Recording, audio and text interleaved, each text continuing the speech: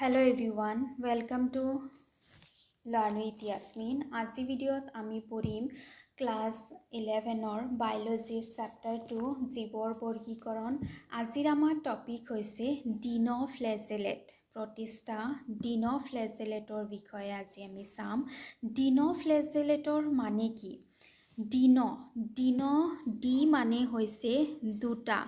Dean মানে হৈছে কি লৰচৰ কৰিব পৰা, মুভমেণ্ট কৰিব পৰা। আৰু ফ্লেজেলেটৰ মানে হৈছে কি ফ্লেজেলা থকা, চিলিয়া বা ফ্লেজেলা থকা। চিলিয়া আৰু ফ্লেজেলাই কি কৰে মুভমেণ্টত সহায় কৰে। এইটো হৈছে ইয়াৰ মানে। তাৰমানে এই যিবোৰ ডিন'ফ্লেজেলেট আছে এইবোৰত সাধাৰণতে দুটা ফ্লেজেলা আছে, সেইকাৰণে ইহঁতক ডিন'ফ্লেজেলেটছ বুলি কোৱা হয়।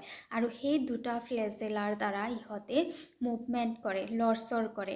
আৰু এই ডিন'ফ্লেজেলেটৰ অন্তৰ্ভুক্ত যিবোৰ জীৱ আছে সেইসমূহ উদ্ভিদ আৰু প্ৰাণী একৰ দৰে দেখিবলৈ পোৱা নাযায়। ইহঁত উদ্ভিদৰ দৰেও নহয়, ইহঁত প্ৰাণীৰ দৰেও নহয়।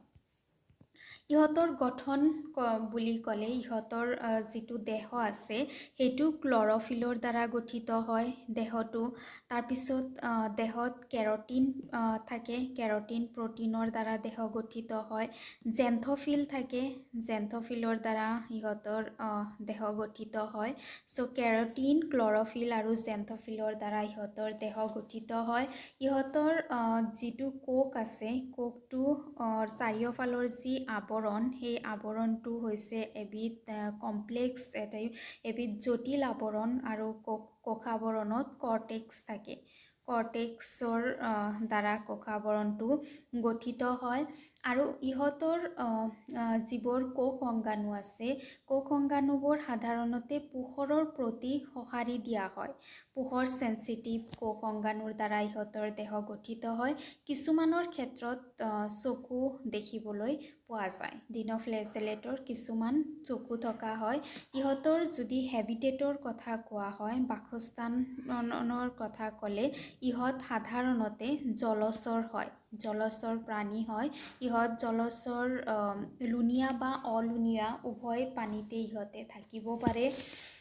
ইহঁতৰ পুষ্টিৰ কথা ক'লে ইহঁত সাধাৰণতে সালোক সংশ্লেষণকাৰী হয়। সূৰ্যৰ পোহৰ গ্ৰহণ কৰি পেলাই ইহঁতে নিজৰ আহাৰ নিজে প্ৰস্তুত কৰে।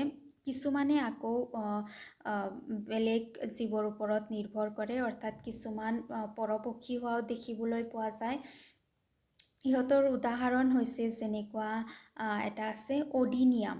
এই যিটো অডিনিয়াম আছে এইটো সাধাৰণতে পৰপক্ষী হয়। এইটো মাছৰ ক্ষেত্ৰত, মাছত কিছুমান মাছত দেখিবলৈ পোৱা যায়।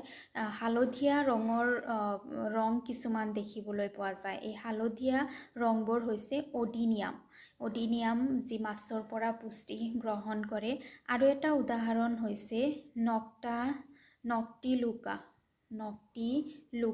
নক্টিলুকা পানীত কেতিয়াবা নীলা ৰঙৰ দেখিবলৈ পোৱা যায়। ৰাতিৰ ভাগত পানীত কেতিয়াবা নীলা নীলা ৰঙৰ যি দেখিবলৈ পোৱা যায় সেইবোৰ হৈছে নক্টিলিকা ডিন'ফ্লেজেলেটছ। ইহঁতৰ প্ৰজনন হৈছে সাধাৰণতে ইহঁতে অযৌন প্ৰজননৰ দ্বাৰা প্ৰজনন সম্পূৰ্ণ কৰে। অযৌন প্ৰজননৰ বিভাজনৰ দ্বাৰা, য'ত পিতৃপুৰুষৰ দেহটো বিভাজন হৈ পেলাই নতুন জীৱ সৃষ্টি হয়। কিছুমানৰ ক্ষেত্ৰত আকৌ যৌন প্ৰজননো দেখিবলৈ পোৱা যায়। চ' এইটো আমি ডিন'ফ্লেজেলেটৰ এটা ইন্ট্ৰডাকশ্যন পালোঁ। ডিন'ফ্লেজেলেটসমূহ কি হয়?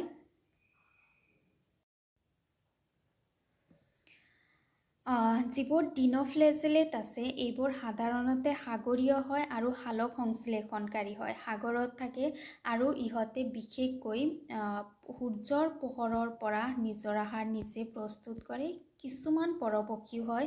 বিভিন্ন ৰঞ্জক পদাৰ্থৰ ওপৰত ভিত্তি কৰি এইবিলাক জীৱ দেখিবলৈ হালধীয়া, মুগা বৰণীয়া, নীলা বা ৰঙা হয়। তাৰমানে বিভিন্ন ৰঙৰ হ'ব পাৰে ডিন'ফ্লেজেলেটসমূহ। হালধীয়া হ'ব পাৰে, মুগা হ'ব পাৰে, নীলা হ'ব পাৰে। হালধীয়া ডিন'ফ্লেজেলেটৰ উদাহৰণ হৈছে অডিনিয়াম, মাছৰ ক্ষেত্ৰত দেখিবলৈ পোৱা যায়। নীলাৰ উদাহৰণ হৈছে নক্টিলিউকা, যিবোৰ পানীত দেখিবলৈ পোৱা যায়। কোকবেৰৰ বাহিৰ ফালে চেলুলজৰ এক কঠিন আৱৰণ থাকে। বেছিভাগৰে দুটাকৈ ফ্লেজেলা থাকে, যাৰ কাৰণে ইয়াক ডিন'ফ্লেজেলেট বুলি কোৱা হয়। তাৰে এডাল অনুদৈৰ্ঘ্য হিচাপে থাকে আৰু আনডাল কোকবেৰৰ প্লেটৰ মাজত শিৰলোট পথালিকৈ থাকে আৰু যিয়ে ইয়াক মুভমেণ্ট কৰাত সহায় কৰে। তাৰপিছত ইহঁতে গনিউলেক্স নামৰ ৰঙা ডিন'ফ্লেজেলেটবোৰ ইমান দ্ৰুতভাৱে প্ৰজনন কৰে, সিহঁতে সাগৰখনক ৰংচোৱা কৰিব পাৰে, যাক ৰেড টাইড বুলি কোৱা হয়।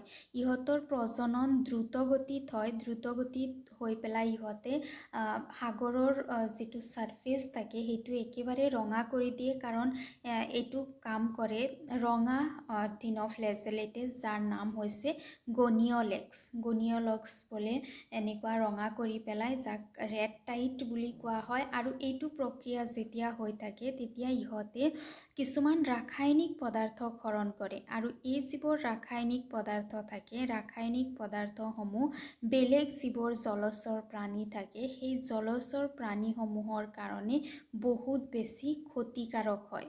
জলচৰ প্ৰাণীসমূহক বহুত জীয়াই থকাৰ কাৰণে বহুত ক্ষতি কৰে। এই যে ৰঙা ডিন'ফ্লেজেলেটটো যে পানীৰ সাগৰৰ ছাৰফেচত জমা হয়, ইয়াক ৰঙা জোৱাৰ বা ৰেড টাইড বুলি কোৱা হয়। আৰু ডিন'ফ্লেজেলেটসমূহে ৰঙা ডিন'ফ্লেজেলেটসমূহে টক্সিন পদাৰ্থ, বিষ বা কেমিকেল নিঃসৰণ কৰে, যিবোৰে সাগৰীয় প্ৰাণীসমূহক মাৰি পেলাই, জীয়াই থকাত অসুবিধা কৰে। চ' এইটো হৈছে আমাৰ অভাৰঅল ডিন'ফ্লেজেলেটৰ বিষয়ে আমি জানিলোঁ। আজি ভিডিঅ'ত ইমানখিনিয়ে। ভিডিঅ' ভাল লাগিলে লাইক কৰিবা আৰু চেনেল ছাবস্ক্ৰাইব কৰিবা। Thank U.